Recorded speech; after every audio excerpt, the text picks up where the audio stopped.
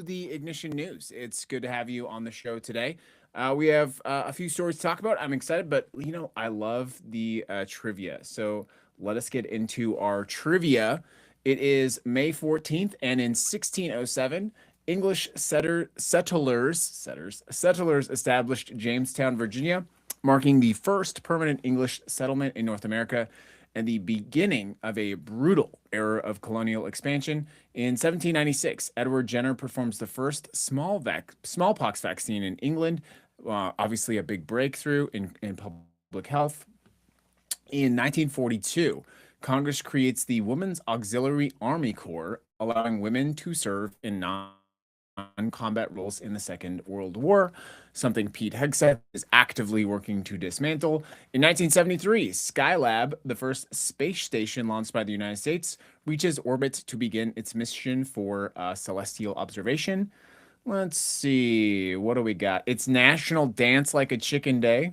It is International Chihuahua Appreciation Day, something I'm sure you are already aware of. I'm sure that's no surprise. And it's National Decency Day. That's good. And what else? For birthdays, it's George Lucas's birthday today. It's Mark Zuckerberg's birthday today. The world's obviously a much better place. Let's see. I like this one. What did the investigative journalist bring? Why? Let me start again. Why did the investigative journalist bring a ladder to work? Because they wanted to look into high-level corruption. That is neat. That is neat. Let me just get my microphone sorted out here. Yeah. So, anyways, good morning. Obviously, we have a lot of stories happening today. So we want to talk through them. We have just three stories that we want to cover today, but they all kind of loop together in a way that I think is quite important. So let's go ahead and get to it. First segment today, we're gonna talk about the what was once considered the unlikely situation that the president would be able to basically raid the treasury. You know that the president has sued the IRS for $10 billion. He filed that lawsuit in January, alleging that the government failed to stop a contractor from leaking his tax returns back in 2019. A guy named Charles Littlejohn, who, by the way, has already pled guilty and got 5 years in prison for that. But the story was not over there because the president decided to take the bold initiative.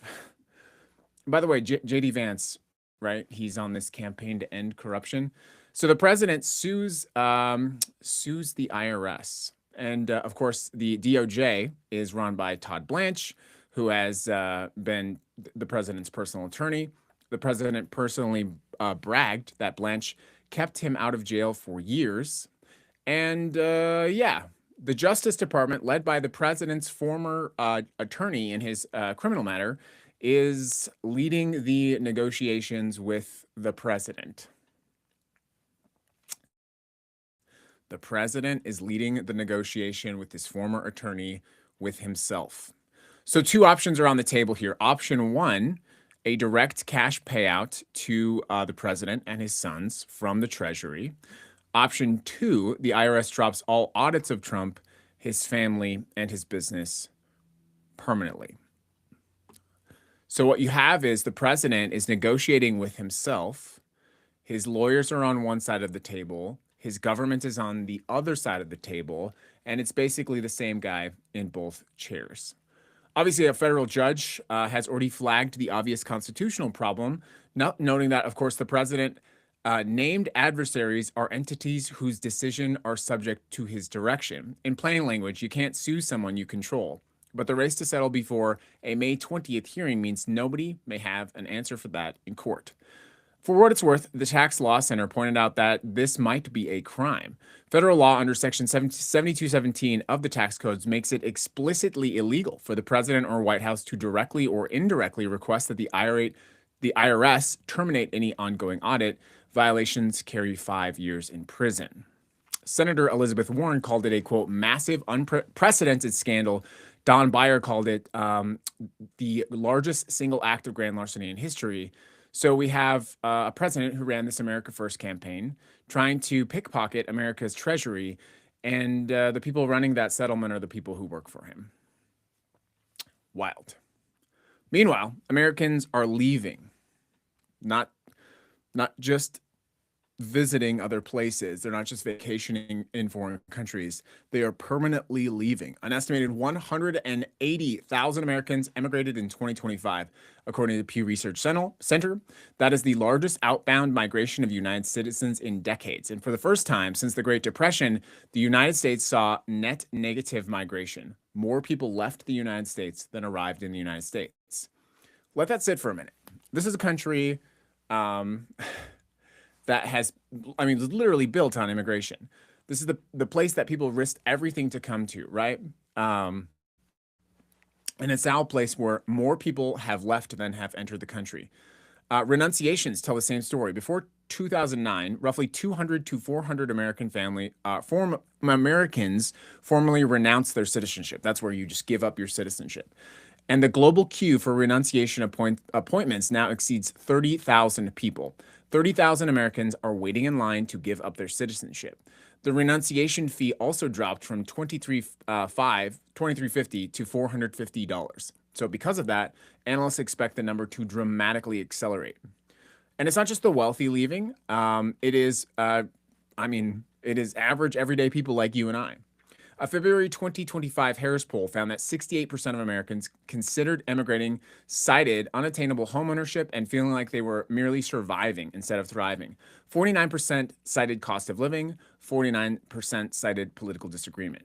Women aged 15 to 44 are the most likely to want out, with 40% saying they're likely to leave permanently. That is 4 times higher than any other demographic group measured, and that's 4 times higher than any other demographic group measured just over a decade ago. And they're going to Germany, Spain, Portugal, France, Canada, and Mexico, which already holds 1.6 million American expats. All 27 EU member states are seeing record arrivals of Americans. And the US passport, obviously, also a problem. Global Citizen Solutions ranked it the first in the world lifestyle mobility in 2021. And it has dropped to 14th place. 30,000 Americans are standing in a line to stop being an American citizen. And the passport sort of status, if you will, has dropped 13 places. And they're not fleeing in a panic, by the way. The data is quite clear on this. The people acting on it tend to be very deliberate. They're taking their time. They are financially stable. They have done the math about staying in the United States, and they have decided that it's not worth it. That is not some sort of like crazy, it's not like a zombie movie where people are fleeing. People are sitting down, they're writing out on pencil and paper, and they're deciding that they can't live in the country that many of them were born in. Here's how the stories connect, in my assessment, right? You have the president plundering the treasury. You have people who have just had too much, and you have a situation where, as I discussed yesterday, we're living in a state of inverted totalitarianism.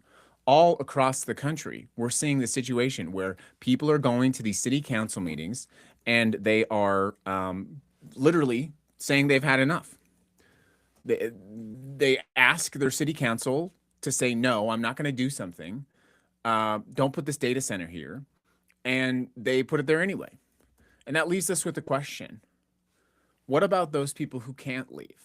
What about those people who just can't leave, who don't have the financial resources, who don't have the ability to pack up, who don't have the ability to take their family, people who have disabled relatives, people who have, in many cases, disabilities that I didn't know this, but there are many countries that make it very difficult to migrate to if you have a disability, let alone people who are maybe they have a felony for something they did when they were a kid, or maybe they did something that they weren't supposed to do. And they're stuck here. It is a tragedy. It's a lot of those people that I think about often, right?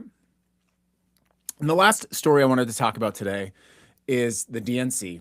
And we talked about this yesterday. We talked about how even with massive swings in Democratic polling, with massive upturns in the Democrats' position, the Democrats simply are not poised now as effectively as they could be because of these gerrymandering wars. And this story has been covered many times, right? We're talking about the autopsy report from the DNC. The reality is that the DNC conducted an autopsy with consultants to figure out why it lost the 2024 election. And many of us know the reasons, of course, or suspect, but for some reason, the Democratic Party has opted not to release that. And the question here is, what are they hiding? So I wanted to comment on just some things that people are saying. I actually went to Reddit and I wanted to see what is the common person thinking. So here's something someone said. This is a quote. My theory is that the report reveals the major DNC donors and the voter base want completely different things, and the DNC is supporting the donors instead of the voters. In particular, I think the DNC is working to suppress progressive candidates. The old guard are terrified of a revolt by young progressives. Someone says, yep, because when you're rich, all the other implications of public policy don't really affect you because you have the money to live the way you want no matter what. Medicare, Medicaid cuts, you can afford cash pay. Public education, your kids are already in expensive private schools or homeschooled. Daycare assistance, you have a live-in nanny. SNAP benefits, please. Democracy dies and the country goes to shit. You have homes set up in other countries, private islands, and places that you can go to at a drop of the hat. That is such a brilliant encapsulation. But we also have, obviously, what I think we would see is voter response to the situation in Gaza and the Democratic Party's refusal to address this. Here's something someone else said. I don't see a future where the DNC can continue to exist as they did prior to 2024. The voter base largely supports some form of socialized medicine, tax reform, rejection of aid to certain countries, committing certain acts in 2 countries now, etc. The current DNC has run out of cultural and its base. Now it has to function and produce actual material results to its people. And when its current donor class, it can't do that. Thankfully, Trump exists for them as a rallying point. When he's gone, what do they have? Exactly. The Democratic Party is essentially a party of reform. They had a report that they spent at least hundreds of thousands of dollars on, likely millions of dollars. And the fact that they're hiding it alone is the biggest tell. They have been running the same playbook for a decade. The political compass in this country has skewed so far to the right that essentially the Democratic Party now, the prominent, I was watching a video of my current Democratic congresswoman, and I can't distinguish the way she speaks, the policy she advocates for, as being any fundamentally different than a Republican in my early 20s. Somehow, the DNC right now is 6 points less favorable than MAGA Republicans. People are not voting for Democrats in 2026 because they are excited about Democrats. Can you think of the last Democrat you were excited about?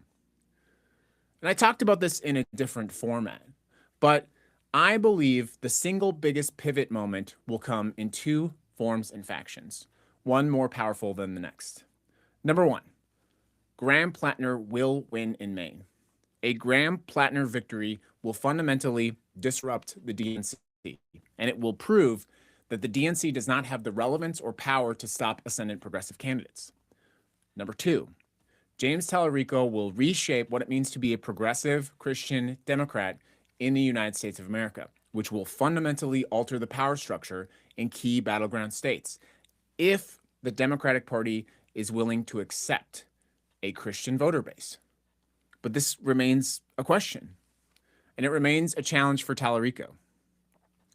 Now, there's questions also about if there is actually a report. Now, I would just remind you, when you're thinking about the DNC and the hazards of democracy at this time in America right now, after the 2016 election, the DNC actually blacklisted consultants who worked for ascendant progressive candidates. Did I forget to button my shirt? What am I going to do with myself? So because of the rise of Bernie Sanders, 2016 and 2020, the DNC actually, let's actually look this up. I'll make sure DNC blacklist. I haven't looked up consultant. I'll make sure I'm getting this right. Pull it up. Pull it up. Yes. The Democratic Congressional Campaign Committee ended its controversial blacklist policy in March of 2021, reversing a rule that banned consultants and firms from working with the organization if they also managed primary challenges against sitting Democratic incumbents. The ban aimed at protecting incumbents was heavily criticized by Republicans. So yeah, the DCCC blacklisted consultants who worked for campaigns where people primaried incumbents. There is simply nothing more anti-democratic than that. Do we live in a country where you should be able to vote for the person you want or not? Well, the Democratic Party said, no. If you work as a consultant for any campaign challenging someone who's sitting in seat right now, you are blacklisted. And it had a massive and sweeping effect. This is these people's livelihoods. Millions and millions, sometimes billions of dollars. Obviously, the last presidential election was $1 billion affair. And the DCCC said, oh, if you work for anyone who is challenging a sitting Democrat, you will never work for Democratic policy again in the DCCC. That is unacceptable. But now we're seeing it again.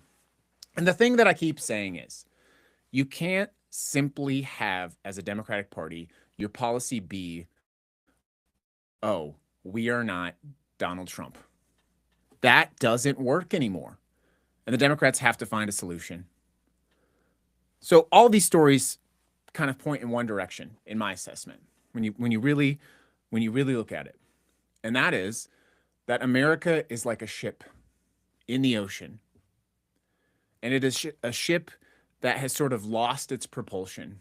We are sitting out in the ocean, and we are not particularly pointing in one direction. In the working class, we are stuck below the ship in the quarters with, the rodents. The wealthy people, they keep getting their catered meals, their fancy room service. They're having luxury social hours, even while the ship doesn't move. All of the accoutrements of their wealth are being serviced to them. More and more, of course, has to be taken from the working class, those of us at the bottom, in order to continue to service the wealthy as the ship continues to be rudderless, not moving anywhere. But some people on the ship, as we discussed, they are saying, we got to go. We got to get out of here. And secretly, they're getting together and they're getting on their life rafts, and in the middle of the night, they're quietly leaving. Someone with passion and vision and knowledge needs to take control of the ship. Or else, America's truly lost at sea. This is the Ignition News. It's May 14th. We'll see you back live tomorrow. Stay safe